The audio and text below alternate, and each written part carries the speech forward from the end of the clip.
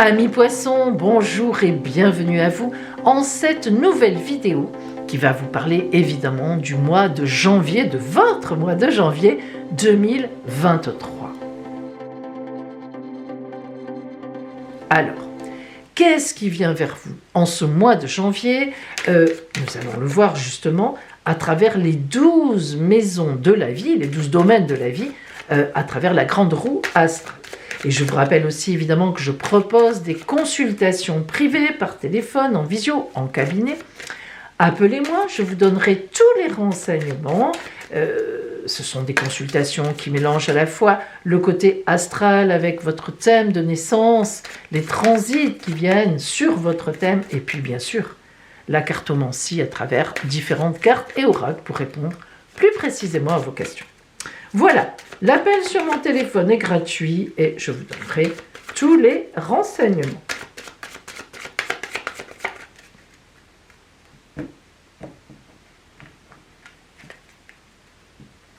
Et nous commençons par l'énergie de la maison 1.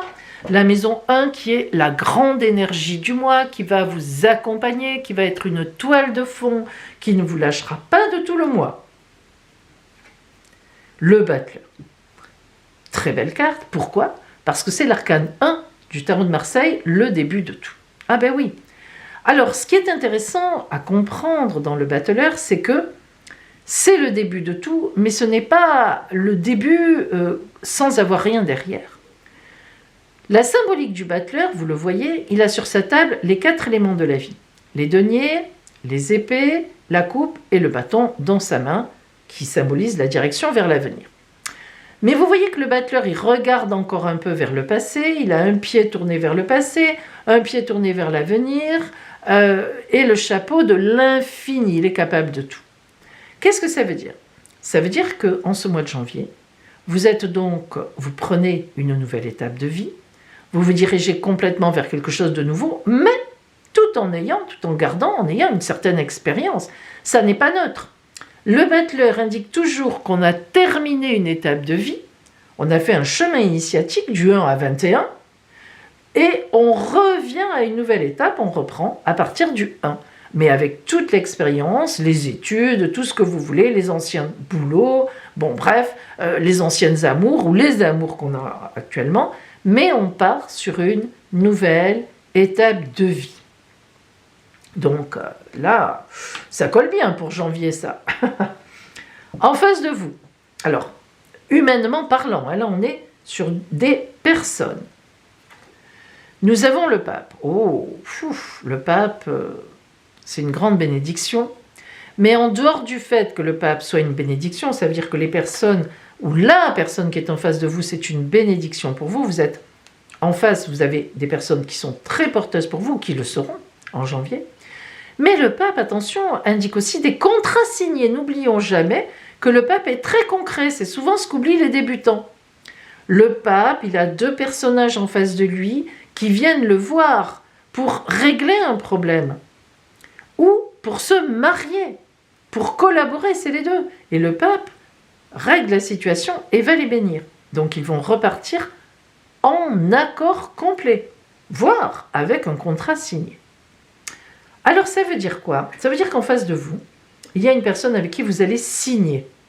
Soit parce que vous emménagez avec elle, vous signez un pacte, vous vous mariez, soit il y a des gens en face de vous avec qui vous allez signer, des associés, des collaborateurs, un nouveau travail qui passe évidemment par quelqu'un qui vous embauche, mais on a vraiment plus l'idée d'association avec quelqu'un, de signature, d'engagement. Le pape, c'est un engagement à vie. Vous avez compris ce que ça veut dire, à vie. Ça veut dire que c'est un engagement fort, béni, concret. Bon. Maison 2, vos finances, vos possessions. Le chariot, on fonce droit devant. Le chariot dans les possessions, surtout dans les finances, ça veut dire que, quelle que soit votre situation, vous foncez, prenez des risques. Et il faut quand même savoir que le chariot, c'est la victoire. Pourquoi c'est la victoire? Mais justement, parce qu'il est téméraire, parce qu'il prend des risques. Et là, c'est le côté j'ai pris des risques, j'ai gagné. C'est pas toujours le cas, bien sûr, mais là c'est le cas.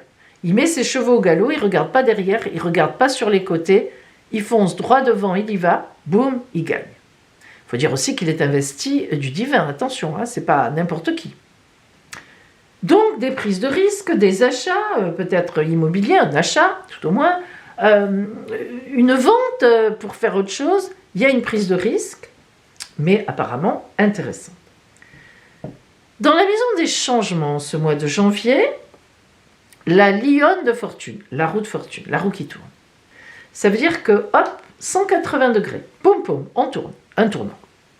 Mais c'est un peu évident, parce qu'on voit qu'il y a le battleur, donc nouvelle étape de vie, le pape qui nous insiste à comprendre qu'un nouveau contrat se signe, le chariot il fonce droit devant, et la roue qui tourne. Donc forcément, dans les changements, on a du changement.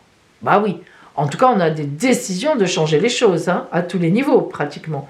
C'est-à-dire qu'on aménage, on se marie, enfin c'est prévu en tout cas, on achète quelque chose, on change de lieu, on s'installe, on va ailleurs, enfin bref, voilà. Hein, ça bouge en janvier pour vous.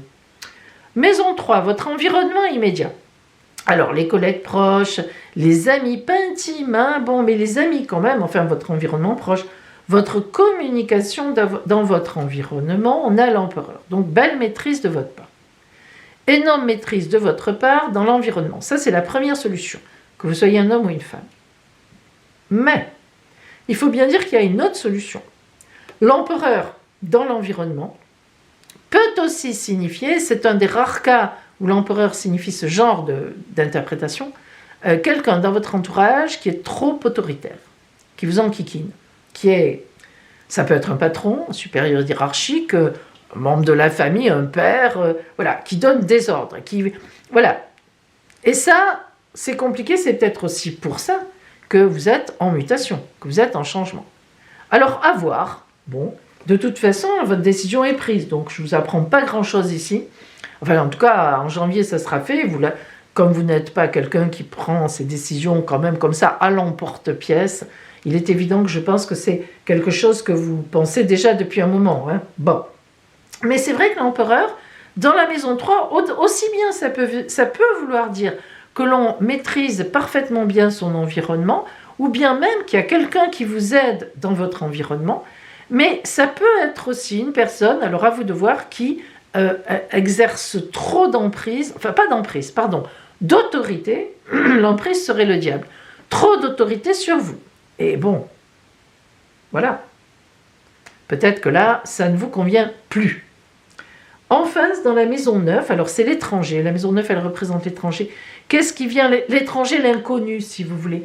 Qu'est-ce qui est inconnu encore de moi, mais qui peut venir vers moi en janvier? La Lune. Donc, un certain retard, une étape à franchir. On voit bien que vous ne pourrez pas faire les choses de but en blanc. La Lune, ça veut dire que c'est un projet, une gestation que vous avez en vous, mais comme vous exprime la maison 9, qui va venir à vous progressivement vous amener au soleil, donc vous allez arriver à faire ce que vous avez à faire, il est évident que ce temps-là du mois de janvier, vous préparez déjà à mi-poisson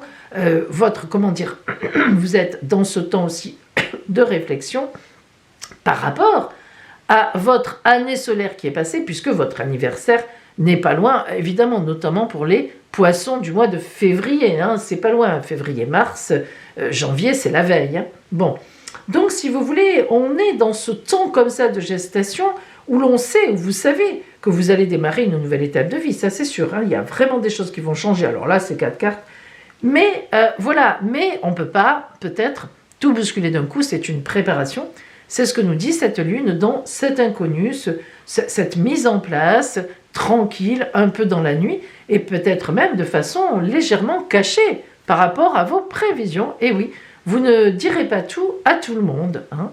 Pour vivre heureux, vivons cachés. Dans la maison 4, qui représente vraiment votre foyer, votre lieu intime, hein, chez vous réellement, nous avons l'impératrice. Magnifique carte évidemment que l'impératrice, mais qui nous indique que vous avez une certaine stratégie. Hein. Vous êtes donc bien dans la stratégie de communication pour obtenir ce que vous voulez.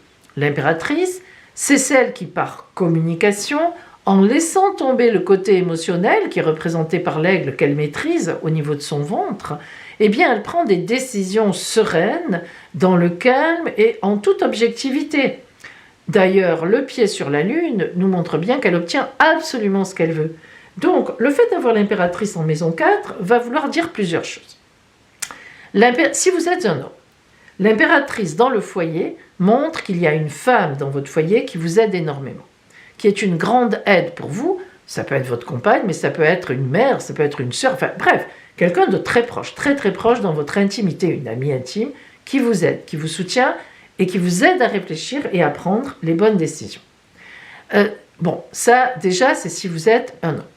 Ça n'empêche pas, si vous êtes un homme, que l'impératrice a aussi sa signification globale, que vous soyez un homme ou une femme, de quelqu'un de stratège et qui va réfléchir en toute conscience pour obtenir ce qu'il veut, bien sûr. Et si vous êtes une femme, l'impératrice dans la maison 4 montre que vous maîtrisez parfaitement bien votre foyer, vous savez exactement qui vous êtes, où vous êtes, et vous êtes très heureuse là où vous êtes, avec les gens dans l'intimité avec qui vous êtes, et que c'est votre foyer qui vous ressource, peut-être un compagnon qui vous aide à réfléchir, bref, vous avez compris, qui vous ressource aussi pour aller après à l'extérieur. Donc un très bel équilibre dans le foyer, que vous soyez un homme ou une femme, grâce à l'impératrice qui vous porte à la stratégie de communication pour obtenir exactement ce que vous voulez de l'extérieur. La maison 10, l'objectif du mois un peu pour vous, c'est le pendu. Ça veut dire que ça n'est pas en ce mois de janvier que vous pourrez, vous voyez qu'on avait la lune, le retard, ça n'est pas en ce mois de janvier que vous pourrez réellement faire ce que vous voulez faire. C'est sûr. Mais d'ailleurs, je vais même vous dire plus, amis poissons, lorsque comme ça on est à la veille, à un mois près, un mois et quelques de son anniversaire, c'est pas tellement le moment de lancer quelque chose. Le soleil est dans votre dos, et oui, forcément, dans le signe d'avant, le Verseau précédent. Et bon, c'est pas, vous n'avez pas l'énergie, elle va arriver dans un mois et demi. Et c'est pas mal de coller à l'énergie.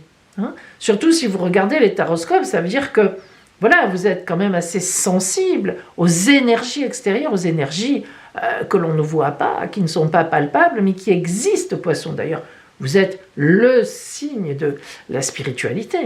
Eh oui. Alors, voilà. Le pendu, ça indique blocage. Pourtant, on a bien l'impératrice en face, qui est formidable, qui obtiendra absolument la lune. Mais c'est pas le moment. C'est pas le moment. Chut. Bon. Maison 5, le bonheur en amour. Alors ça peut être l'amour, autour de vous, vraiment, le bonheur. Qu'est-ce que les gens qui vous aiment, que vous aimez, vous apportent en bonheur? La justice. Alors on va beaucoup vous aider. La justice dans le bonheur en amour, c'est une carte qui veut dire que vous êtes très soutenu et on va vous aider à prendre des décisions. La justice est une carte d'équilibre, mais aussi de prise de décision. Dans le bonheur en amour, il ne faut pas regarder la justice sous le point de vue juridique, rien à voir. Quand la justice sort, on se dit toujours, tiens, y a-t-il une procédure juridique à envisager, à discuter, etc. Non, dans la maison 5, pas du tout. La justice en maison 5 veut simplement dire que c'est très équilibré en amour autour de vous, qu'on vous aide, que vous aidez, qu'il y a de l'écoute, qu'il y a du partage et qu'on se soutient. Voilà ce que veut dire la justice en amour, très soutenue. Voilà, vous savez où vous êtes. En face, la maison 11 des projets, le diable. Ah, vous avez envie d'y aller, Et oui, vous avez envie d'y aller. On pourrait presque dire que tout est prêt, mais ça serait une erreur. Le diable, dans les projets, c'est la précipitation dommageable. Je vous le dis. Le diable, c'est « mais vas-y, mais oui, c'est le bon moment ». Ah non, bah non, c'est pas le bon moment. Attendez encore un peu, ne vous laissez pas. Alors, le diable, ça peut aussi représenter évidemment les gens qui vous poussent autour de vous, mais attention à qui vous avez affaire. Ça peut être de la jalousie, ça peut être que les gens veulent prendre votre place si vous avez l'intention de... Vous voyez? Alors, il ne faut rien dire, il faut supporter, mais ça n'est pas le moment de partir dans le projet, ça n'est pas le moment. Subissez, supportez, avec calme, vous êtes assez soutenu pour ça, voilà, vous êtes hyper protégé. Donc voilà, discutez avec les vôtres, oh là là, j'en ai marre, voilà. Épanchez-vous avec les gens de grande confiance, c'est le cas, vous en avez. Mais surtout, n'allez pas trop vite. N'allez pas plus vite que la musique. Ti-tout, ti-tout-tout. Voilà. Écoutez l'horloge. Tic-tac, tic-tac. Respectez-la. Ça n'est pas le moment. Vous allez, comme on dit, griller vos batteries, griller vos fusibles, toute expression qui convient à ce genre de situation. La maison 6, le quotidien. Alors ça, c'est l'énergie qui vous accompagne un peu au quotidien. Je me lève le matin, je me couche le soir. Voilà, comment je vais passer ce mois de janvier. On a l'ermite. Eh oui, le chercheur de sens. On se sent un peu seul là. Hein. Même si vous êtes très soutenu. Mais voilà, comme on dit, vous avez envie d'y aller. C'est bloqué. Vous avancez, vous vous éclairez avec la lanterne. Quand est-ce que c'est bon? Et pourtant, l'ermite, c'est vraiment celui qui a du pouvoir. Hein. Donc ça ne veut pas dire que vous n'êtes pas prête ou vous n'êtes pas prêt. Ça n'est pas le moment. Et d'ailleurs, je vais vous dire une chose, c'est toujours pareil. Hein. Lorsque, si vous voulez, on a un projet important, quel qu'il soit, il faut un peu écouter les signes extérieurs. On peut être sûr de soi, et on a raison, là on vous le dit, vous êtes sûr de votre nouveau projet, et vous avez complètement raison. Mais, entre être sûr d'un projet qu'on a dans ses tablettes, et puis le moment où il faut le sortir, le moment où il faut y aller, écoutez les signes. Je pense que là, vous n'allez pas en recevoir beaucoup. Il n'est pas encore temps de sortir à la lumière. La maison des ennuis, des soucis. Désolé, c'est votre maison, les sacrifices. Et oui, la maison 12, il en fallait une. Hein. C'est la spiritualité, la réflexion. C'est un peu la maison de l'ermite d'ailleurs. C'est vous, c'est les poissons, hein, les sacrifices que je fais. Justement, vous voyez, vous êtes bien dans ce mode-là hein, pendant un certain temps. Alors, qu'est-ce qui vient vers vous à ce niveau-là? L'arcane 13. Ah, ça ne pouvait pas mieux tomber.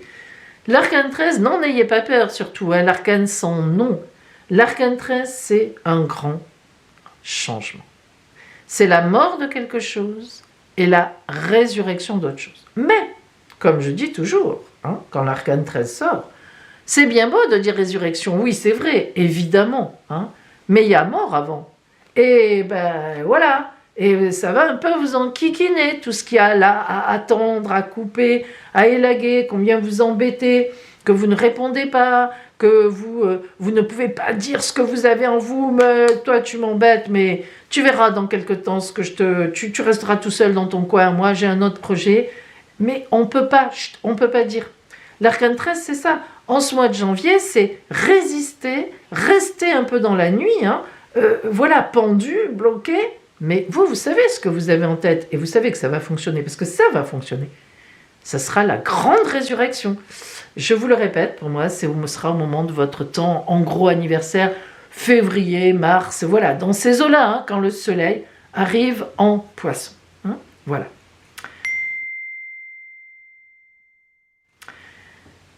Nous allons donc voir maintenant la carte que vous envoie l'oracle. Dis-moi que tu m'aimes.